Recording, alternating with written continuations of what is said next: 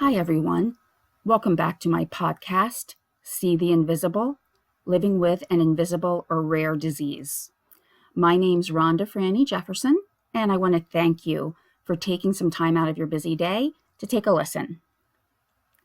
To let you know a little bit about my mission with this podcast is I want anyone who's been impacted by an invisible or rare or chronic illness to have some support, to feel that there's someone out there listening and that they have a voice. So, especially during this time with COVID-19, everybody is dealing with more concerns about health. And so this is a topic that I think we all need right now. Even if you do not yourself have a rare or invisible or chronic illness, odds are you know someone who does. An invisible illness is something that impacts the person who has it, but is not visible to the outward eye. So something like a migraine. If you were to walk by someone at a desk and they just had sunglasses on, you probably wouldn't even question it. Just, well, okay, that's weird. They have sunglasses inside.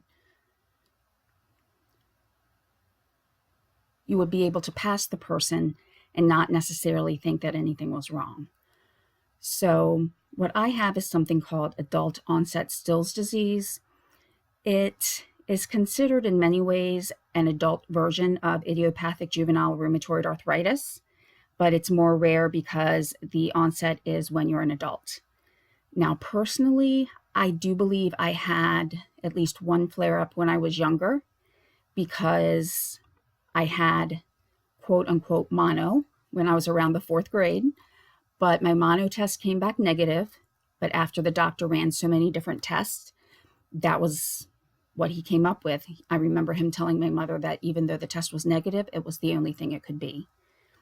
The symptoms were very similar, so that's why I think looking back that it was my first flare-up. So before I go really any further, I do just want to give a disclaimer that I am not a medical expert. I'm not a legal expert. I'm not an insurance expert. I'm just someone who's had an experience trying to get a rare disease diagnosed. So this episode I have titled Enter the Dragon. And no, I'm not a huge Bruce Lee fan, but when I was diagnosed with the Still's disease and I started going online and looking for, any type of information, support, because sometimes when I went to a new doctor, I actually had to take information about Still's disease with me. So I found some support groups on Facebook. That was great. And their symbol was a dragon. And there would be phrases such as slay the dragon, beat the dragon. And to be honest, I really didn't pay it much attention other than thinking, why is the symbol a dragon? I really don't get it. But I can actually see it. The dragon was the mythical beast, the thing that's not supposed to be real, but it is, that someone is fighting, that someone is trying to conquer. And that monster for us was Still's disease, that mythical beast that no one else could see. So after a while, I thought, well, that makes perfect sense, because so many times it really felt like they were looking for a dragon. And one of the sayings a doctor said to me was, when you hear hoofbeats, look for horses, not zebras. So in this case, they were actually looking for dragons. But that's just a little explanation as to why I named this episode Enter the Dragon. It was when the dragon entered my life, my family's life, and changed it really forever.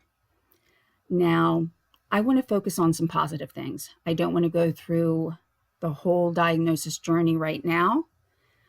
Yes, I did have some negative experiences, but I do think that all of the doctors or any medical professional that I worked with, they did have my best interest at heart, but there were times I think that they were frustrated. They had really exhausted what they knew, and they did not come to a resolution. So it was just a long process, though. I had a couple incidents where I think there was a flare-up in my first couple years of college, because again, the symptoms were very similar and they took years, I'm sorry, and they took weeks and weeks to get over. And thankfully, again, I had a good support system. So, it's important to build up that communication line between anyone that may be impacted by this disease. So in my life, it's not just me. I have children, I have a husband, I have siblings, nephews, nieces, and they can all be impacted in one way or another. Many times I've not been able to attend certain events, so that impacts my family. There were times where I really wanted to try to get in and finish something at work, but I could not. So that impacts my coworkers and anybody who has an illness. So anybody who has an illness has experienced that. People handle it differently, and I don't think I'm still at the point where I can say I'm good with being able to delegate my work if I can't do it. I really hate that. But these are things that I recognize in myself, and I could probably be the first person to tell someone else, you need to focus on you, or you need to do this, knowing that I don't do it myself. The proverbial practice what you preach. So that's what I needed to do. During this time, I learned I had to be my own advocate. If not, the feelings that I had of being alone, being unheard, of being treated like a hypochondriac, they were going to fester. And while most of the time no doctor or medical professional made me feel that way or did something overtly, it did happen a couple of times. Again, I think there was frustration. And from those points, whenever another medical professional would even say anything similar to that, I automatically got this feeling of they don't believe me, or they think I'm crazy, they think I'm imagining this. Just so many things going over in my mind. And I found my voice when I ended up at the ER and they were going to discharge me. But I really truly felt that if I was discharged, I probably wouldn't live through the week. So I actually refused to leave. My primary care physician had actually called me in the ER, and I believe she had heard that they were going to discharge me, and she confirmed, stay, don't leave. I live in a rural area, so the closest hospital would have been about a 45-minute drive, and I can tell you that would have been unbearable. The pain would have been beyond anything I'd ever experienced, so I could not make it. So I stood up for myself. So that's something I want to empower everybody to do. I know that everybody's situation is different. This is in regards to the disease, your own personality, your support system, everything. It could even be, your location. When you have a rare illness, it's not something that there's a specialist for in every town. Sometimes you either have to travel, or the doctors that you see, you might be their first patient or only patient with that illness. Then there's the fact that a disease can be invisible. I know myself, I would have feelings of inadequacy, feelings of being a burden. I felt that people were judging me. I only got a handicap tag a couple of years ago. I probably should have done it sooner, but I hated to admit that I needed one. And every time I would get out of my car, I would be paranoid that someone was watching me and saying, why does she have that tag? Why is she parked in that spot? Someone else could have used it.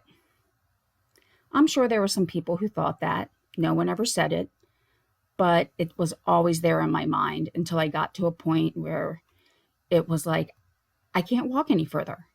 I have to use this spot. I need to run this errand, and I had to use it.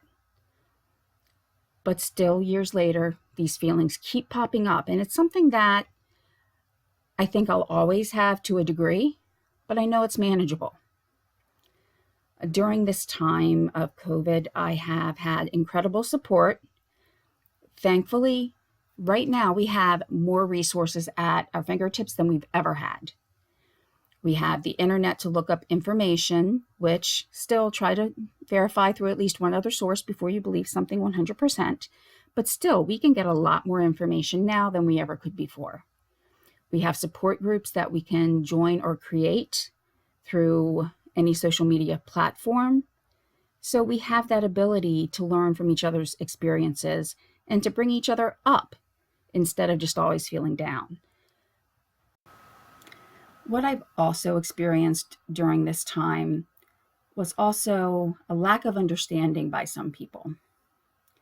Well, most people, they either wear a mask and take the appropriate precautions because they feel it's the right thing to do, and they genuinely believe that what they're doing helps another human being. There are others who just go through the protocols because it's required. There are others who feel that they should not be told that they have to wear a mask or keep social distancing. And if it only affected them, it wouldn't hurt so badly, but it doesn't just hurt them.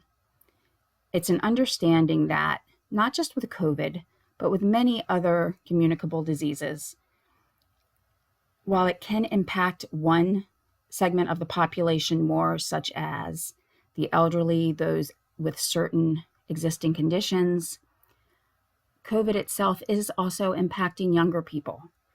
And younger people have passed away. They've been in the ICU. I personally know 2 people who have passed away from it. And I know someone who's not doing too great right now.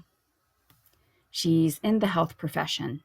So she is someone who has been working with people. And she is now in the ICU.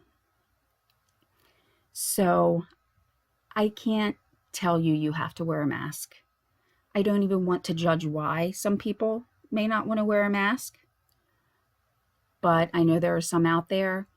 And some of the comments that I've received either personally from a Facebook thread or Twitter thread, or things that I've seen said to other people, give an indication that many think that 1 or 2 lives don't matter in the scheme of things because there should not be a lockdown. I don't want to get too political. Again, I do respect everybody's beliefs. What I would have hoped happened is that we were able to flatten the curve at the very beginning and we could work on getting back to normal. But we're not there yet. But what I am asking is, don't let some of those comments, those negative comments, get to you. You are important, you are worth it, and your voice deserves to be heard. And you know what? Your husband's, your wife's, your children's voices need to be heard too. A relationship takes more than one person, and a lot of times when you start a relationship, you don't have an illness, or you have it, but just it hasn't been diagnosed.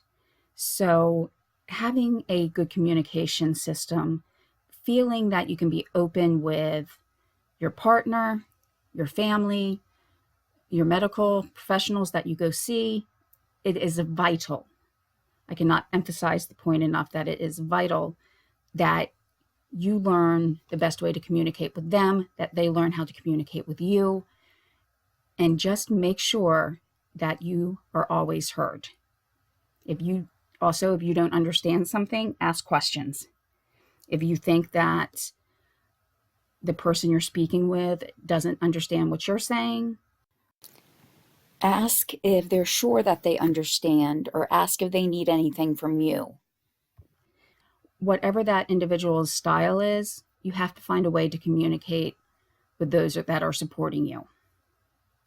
Also recognize that your support system may need support too. My now husband, he was my boyfriend for about 12 years, so we just got married last year.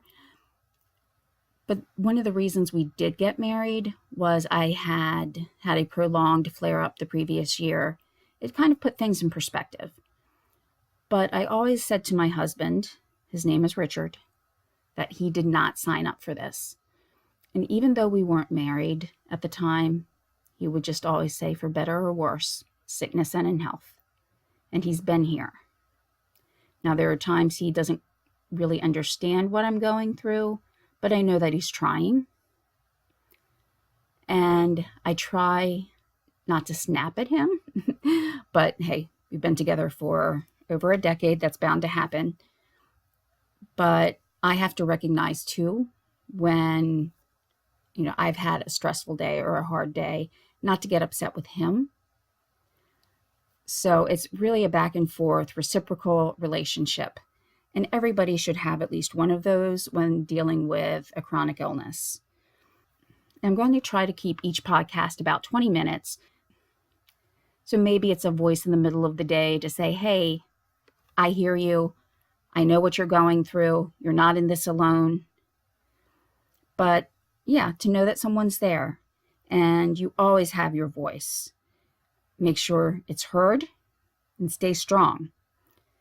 So that is where I'm going to end this podcast today.